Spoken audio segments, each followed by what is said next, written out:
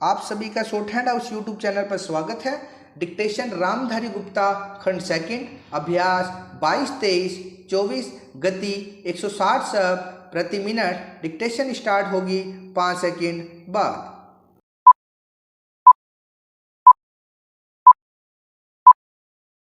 Start. महोदय, सरकार की ओर से इन भाषा संस्थानों को विशेष संरक्षण तथा सुविधाएं प्राप्त है। यह द्विभाषी केवल पर्यटन से जुड़े हुए हों ऐसा नहीं है। दूसरी भाषा सीखकर ये अनुवाद कार्य करते हैं। प्रकाशन संस्थानों में, जनसंचार माध्यमों में तथा विज्ञान निकायों में प्रतिष्ठित अनुवादक के रूप में जाने जाते हैं। ये सृजनात्मक ललित साहित्य का अनुवाद करते हैं। विदेशी समाचारों का अपनी भाषा में तथा बल्गारिया के समाचारों का विदेशी भाषाओं में अनुवाद करते हैं। ये अनुवादक अपनी अपनी भाषा के विशेषज्ञ माने जाते हैं। यदि आप कभी बल्गारिया जाएं तो आप देखेंगे कि आप चाहे इनकी भाषा न जानते हों किंतु आपकी भाषा जानने वाले आपको जरूर मिलेंगे। अभी कुछ महीने पहले की ही तो बात है जब भारत के राष्ट्रपति डॉक्टर शंकर दयाल शर्मा बल्गारिया गए। वहां बल्गारिया वासियों ने हिंदी में उनका स्वागत किया और भारत संबंधी प्रश्न भी उन्होंने राष्ट्रपति जी से हिंदी में ही किए। भारतीय प्रतिनिधिमंडल के लिए यह सुखद आश्चर्य था। वस्तुतः अनुवाद या भाषांतरण उनके लिए व्यावसायिक अनिवार्यता है। यूरोप के अन्य देशों में भी यही स्थिति है, जहां विश्व में प्रकाशित किसी भी भाषा का महत्वपूर्ण शोध निबंध या कोई विदेशी चर्चित साहित्यिक कृति उस देश की भाषा में तत्काल अनुदित हो जाती है।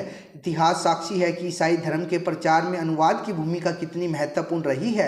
ईसाई धर्म के विश्वव्यापी प्रचार के लिए बाइबिल के अनुवाद की व्यापक योजना बनाई गई। अनुवाद ने ही बाइबल को भारत के गांव-गांव यहाँ तक कि आदिवासी क्षेत्रों तक पहुँचा दिया। बाइबिल के बाद सबसे अधिक भाषाओं में और एक ही भाषा में कई बार भगवद गीता का अनुवाद हुआ। भारतीय दर्शन और प्रतिभा को समझने की लालसा ने विदेशियों को प्रेरित किया कि वे गीता का अनुवाद अपनी भाषा में करें। आज विश्व की सभी प्रमुख भाषाओं में गीता का अनुवाद आपको मिलेगा। अवधी भाषा में लिखित रामचरितमानस विदेश और विदेश की अनेक भाषाओं में अनुदित होकर विश्व साहित्य का अनुपम ग्रंथ बन गया है। वस्तुतः अनुवाद ही वह माध्यम है जो देशीय रचना को भौगोलिक सीमा से मुक्त कर विश्व मंच पर प्रतिष्ठित करता है।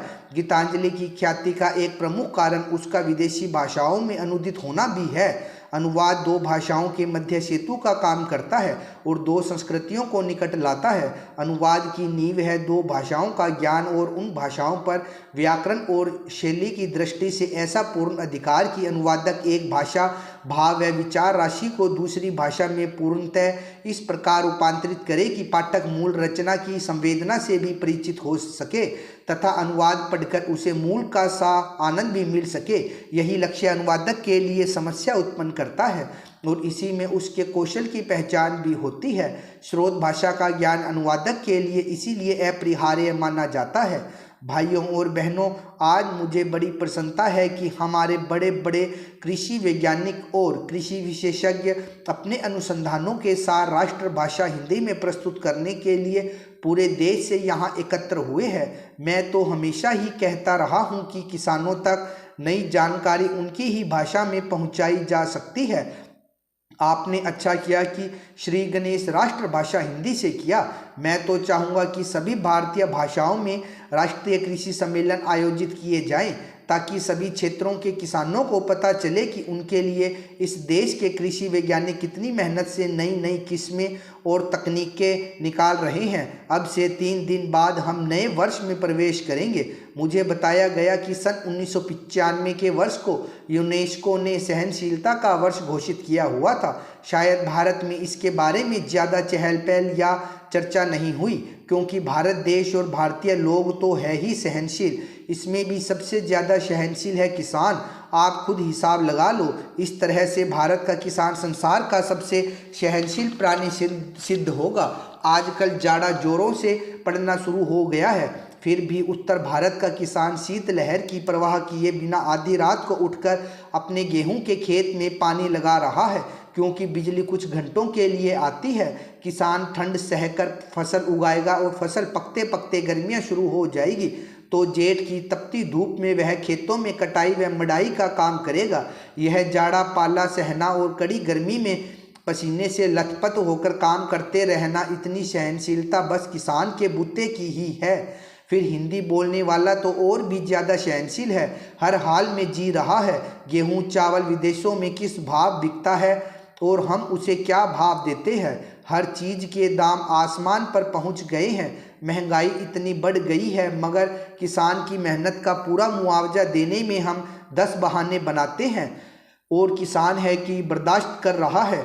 बिजली महंगी हो गई है, डीजल महंगा हो गया, संकर बीज महंगा मिलता है, रासायनिक खादें महंगी मिलती है, मगर दालों के भाव बढ़ गए तो चिलप्पो शुरू हो जाती है। मेहनत करता है किसान और उसकी मेहनत पर फलते फूलते हैं बिचौलिए। मंडी के दलाल, आलू के चिप्स बनाने वाले व्यापारी, उसकी फसलों का तेल निकालने वाले व्यवसायी, ये सारी बातें सहते हैं हमारे किसान भाई। सो किसान से बड़ा सहनशील और कोई नहीं। कोई आता है तो खराब किस्म का बीज बेच जाता है तो दूसरा जिप्सम के नाम पर मिट्टी बेच जाता है। कई एक नकली कीटनाशक दवाएं बिक रही है, छिड़को तो कोई असर ही नहीं होता। किसान बेचारा सब कुछ सह रहा है।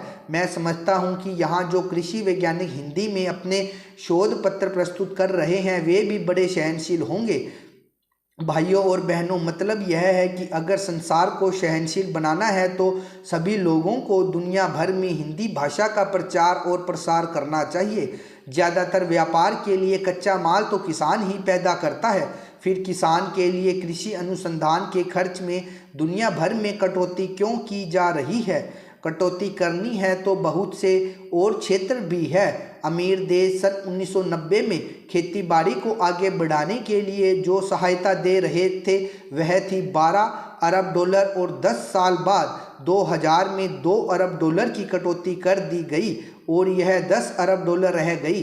तो पूरी दुनिया को खेती बाड़ी से जोड़ने की ज़रूरत है, तभी ये दुनिया आपस में लड़ना मरना बंद करेगी। मेरा बस चले तो मैं तो हिमालय की सबसे ऊंची चोटी सागरमाथा, जिसे दुनिया एवरेस्ट कहती है, पर चढ़ूं और पूरे जोर से आवाज़ लगाऊं कि ए धरती के वासियों, बंदूकें छोड़ो और हल उठाओ, नहीं तो आप ही सोचो कि 20 साल बाद 2020 में जब दुनिया की आबादी 8 अरब हो जाएगी तो सबको खिलाने लायक खाद्यान्न कैसे उपलब्ध होगा। उस समय चीन को भी बाहर से गेहूं मंगाना पड़ेगा। सौभाग्य से भारत के बारे में तो कृषि विशेषज्ञों का यही अनुमान है कि भारत के किसान और कृषि वैज्ञानिक मिलजुल कर बढ़ी हुई आबादी का भी पेट भर पाएंगे। आज हमारे अन्न भंडार में 3.5 करोड़ टन से ज़्यादा अनाज भरा है। रबी की फसल आने के बाद यह बढ़कर 5 करोड़ टन तक जा सकता है। रखने की जगह नहीं है, इसलिए समाज कल्याण के कामों में लगाने और विविध रूपों से में निर्यात करने के अवसर बढ़ रहे हैं। काम के बदले अनाज और बच्चों को पाठशालाओं में नाश्ता कराने व खाना खिलाने के कार्यक्रम पूरे देश में चलाए जा सकेंगे। यह एक तरह से दूसरी कृषि क्रांति का ही नतीजा है कि हम 101 करोड़ से ज़्यादा आबादी को अपने खेतों में उपजाई फसल से ही खाद्यान्न उपलब्ध करा रहे हैं। खाने वाले तेल की कुछ वर्ष पहले कमी हुई थी, हमने पुरजोर कोशिश की। पिछले कुछ वर्षों में आयात तो घटकर प्रतिवर्ष 300 करोड़ रुपए हो गया। वहीं तिलहनी फसलों और उनसे उत्पन्न पदार्थों का निर्यात 8 गुना बढ़कर 2500 करोड़ रुपए से भी ऊपर हो गया। यह सब फल है किसानों, वैज्ञानिकों एवं प्रसार कार्यकर्ताओं के अथक प्रयास का। इस प्रगति में आज कृषि वैज्ञानिकों का योगदान किसी से छुपा नहीं है। इसे सारी दुनिया मानती है। जहाँ भी भूख है वहाँ लोग भारत की मिसाल देते हैं कि देखो इस महान देश ने भूख की चुनौती का किस तरह डटकर सामना किया। आज जब निर्यात के अवसर खुले हैं, विश्व का परिवेश बदल रहा है, सारी दुनिया के बाजार खुल गए हैं। सौभाग्य से दुनिया में शाकाहार भी बढ़ रहा है। इस समय हमारे विविध व्यंजनों को विश्व बाजार में प्रचलित करने के बड़े मौके हैं। उपाध्यक्ष महोदय, आज स्वतंत्र भारत में जब हिंदी इस देश की राष्ट्रभाषा घोषित हो चुकी है, अब संघर्ष अथवा विरोध का समय नहीं रहा। आज का समय ठोस रचनात्मक कार्य का समय है। मैं जानता हूँ संघर्ष करना कठिन है, परंतु उसी एकाग्रता से रचनात्मक कार्य करना उससे भी कहीं अधिक कठिन है। यह भी स्पष्ट है कि संघर्ष के बाद यदि रचनात्मक कार्य नहीं होता तो संघर्ष की उपादेयता ही लुप्त हो जाती है और जो सफलता प्राप्त की गई हो उसकी सार्थकता संकट में पड़ जाती है। इसीलिए रचनात्मक कार्य के समय को वास्तविक परीक्षा का समय माना जाता है, जिसमें उन सभी सिद्धांतों, उद्देश्यों और आदर्शों की पूरी परख होती है जिनका सहारा लेकर संघर्ष को जीवित रखा गया हो। हिंदी के हितैषियों और साहित्य सेवियों के लिए अब यही समय है। मैं कह सकता हूँ कि शायद पहले कभी उन पर इतना गंभीर दायित्व नहीं आया था जितना कि अब हिंदी के राष्ट्रभाषा बनने से आया है।